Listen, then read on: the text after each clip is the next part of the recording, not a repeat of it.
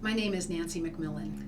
I am a professor of geology and I'm the department head of the Department of Geological Sciences here at NMSU.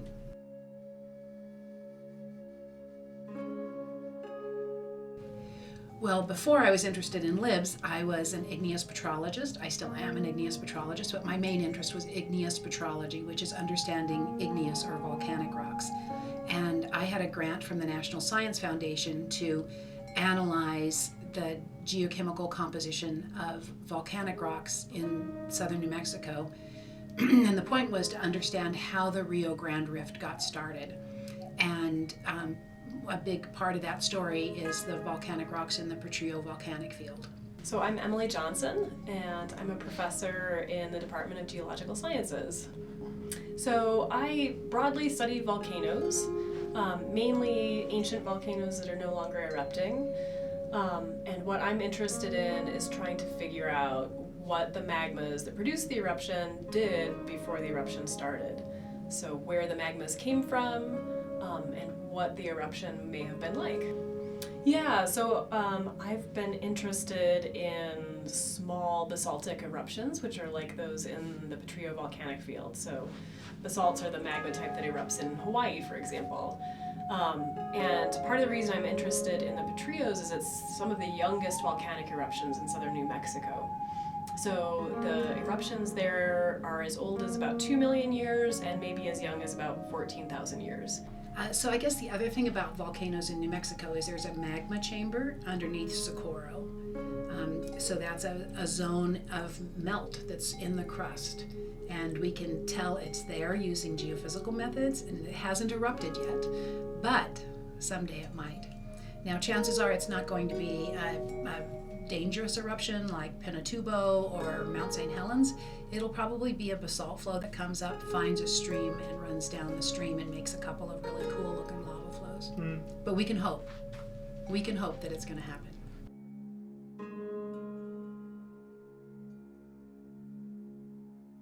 So the Potrillo volcanic field is important because it's young. So it tells us basically what's going on now. Now, when a geology says now, we mean like the last million years, not this week. But it tells us what's going on now. And the analysis of the Potrillo volcanic field rocks tells us that those magmas are melted from a part of the earth called the asthenosphere. So that's the mantle that is pretty deep. But the asthenosphere is kind of gushy. It's not really solid rock. And so what's happening is that North America is being pulled apart. And when it does, the asthenosphere can move up underneath. And when it moves up, it goes to lower pressure, and that causes it to melt. And by looking, we know that from the chemical composition of those volcanic rocks. So we were able to understand why the melt happened. I'm Danny Vitarelli. I'm a grad student at the New Mexico State Geological Sciences Department. And basically what I do is I'm studying a volcano southwest of town called Kilburn Hole and just focusing on constraining the eruptive volume and explosion energies so we can look at hazards more or less. So specifically what we do is we go out into the field of this volcano and we have a Trimble GPS, sort of. It's basically just a fancy surveyor's GPS, and we march around the crater of this volcano. We take some elevation measurements, and we compare those to the lower elevation that's exposed within the crater of what we know used to be the surface before the eruption. And for areas where it's not exposed, where we don't know how thick that deposit is, we dig little holes with a big, really tall soil auger and just measure how thick that deposit is all around the volcano so we can basically constrain change in thickness from the crater out to the more distal areas.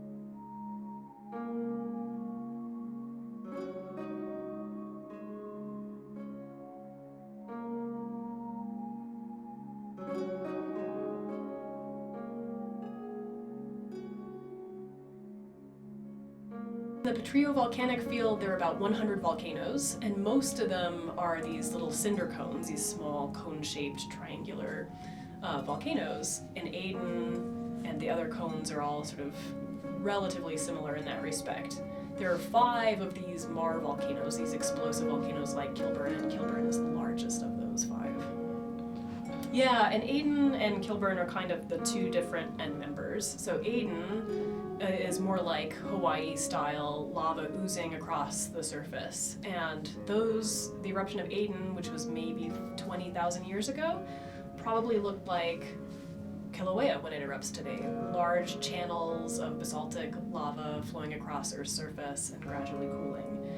Kilburn, on the other hand, which we don't know exactly when it erupted, but it could be as young as 14,000 years ago, was a very explosive eruption. And so when that rising magma interacted with the groundwater, that flashes the groundwater's steam and causes this big eruption that's explosive. So instead of lava oozing across the surface, there were no lava flows at Kilburn. It was explosive and created lots of ash, and probably a column of ash that rose into the sky, and then ash clouds that traveled across Earth's surface. So a very different and more hazardous type of eruption.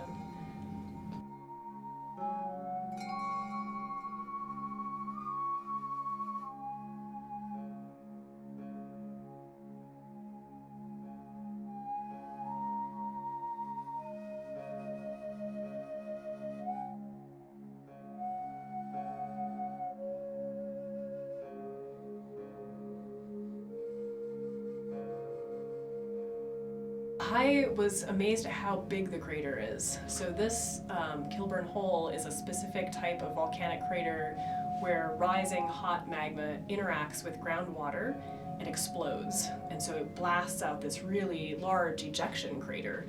And I've seen other volcanoes like this, they're called Mar volcanoes, and I've seen several of these before, but never one that's so large.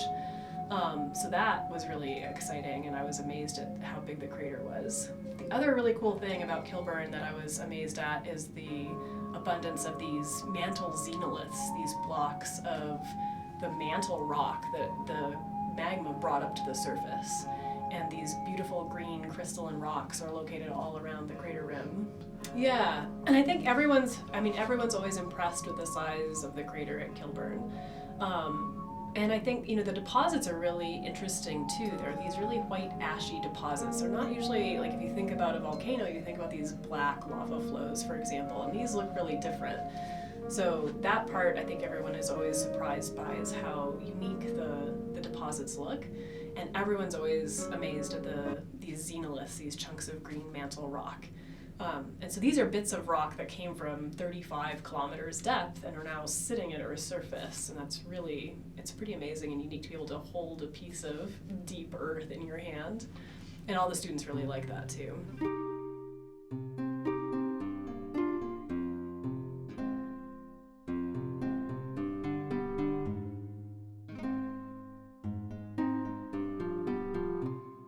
It's hot, really sandy, and I was like, this is a volcano? Like, it doesn't look like a volcano when you get out there. It's a lot of just ashy, very thin deposits, so when you're looking at it, it's not what you think of a volcano. There's not really any lava associated with it. So when I first got there, I was like, I'm gonna work on this for 2 years. This is a hole in the ground. But after spending a lot of time with Kilburn, I've grown to love the volcano. It's a little different, it's a little funky, but it's definitely interesting, and we don't know that much about it, which is kind of cool.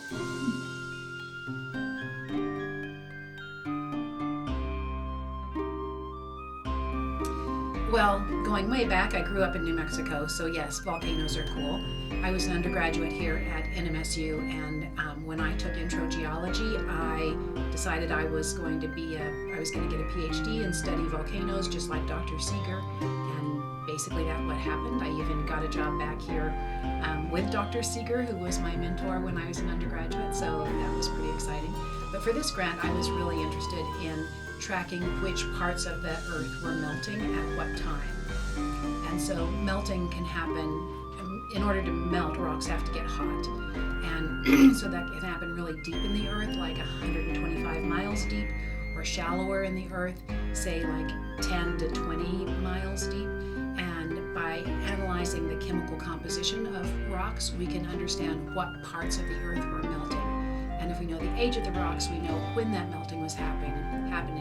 Then using all of that information, we can think about what plate tectonic forces were going on at the the time. Why Kilburn? Well, so it's a Mar volcano, which is just a fancy way of saying it's a small volume of magma that interacted with groundwater before it erupted. And so they're pretty common in the geologic record, but it's not that they haven't studied them, they're just difficult to study because they're usually not preserved very well. So there's not a whole lot of information on specific processes that form these or how they change throughout their eruptive lifetime. And there's a couple different models of how they form, and nobody can really seem to agree on one. So there's a lot of research to be done on Mar volcanoes, and even though Kilburn's not actively erupting, what we learn from Kilburn can hopefully inform us about other Mars or other volcanic fields that could potentially have Mars so that you could assess what kind of hazards are associated with them.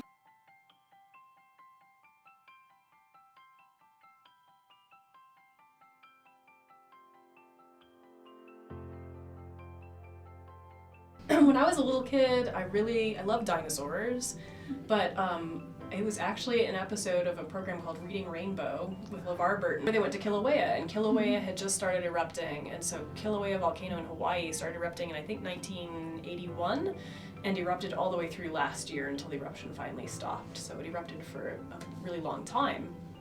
So he flew to Hawaii and was standing in front of this fire fountain with lava spewing in the background, and he was interviewing a volcanologist about the eruption. And they read a book called Hill of Fire. That was the Reading Rainbow book for that episode, and it was about this little cinder cone volcano that came up in a cornfield in Mexico in 1943. So that was a true story, and I just remember being totally amazed about volcanism and volcanoes. Kind of forgot about all that stuff for a long time until I took a geology course as an undergrad by the time I was at University of Michigan. And I just took the geology class because I remember, thinking dinosaurs and volcanoes were cool as a kid, and ended up just falling in love and switching my major.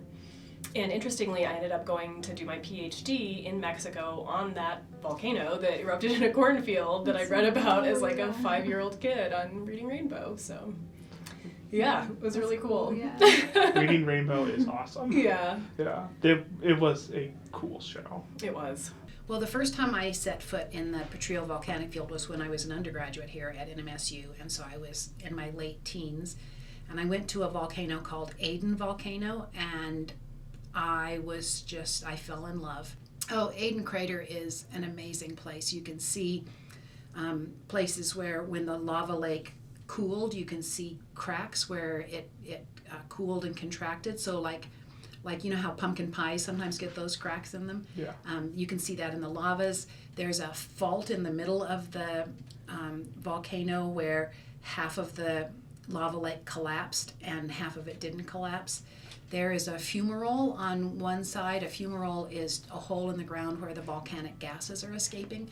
But years and years ago, a giant sloth was discovered in there, a fossilized giant sloth, and so they were able to date it, and so that they knew that the volcano had to be older than the sloth. So for a long time, that's how we knew the age of Aden Volcano. So when people first discovered the Rio Grande Rift, they thought, oh, North America is going to split, not quite in half, but it's going to split, and eventually there'll be a new ocean, eventually being 35 million years from now. There'll be a new ocean here where New Mexico used to be. It turns out that the Rio Grande Rift is not really going that strong. It's not what we call an active rift. It's not really being driven by forces from underneath. It's due to other plate motions, so it's a passive rift.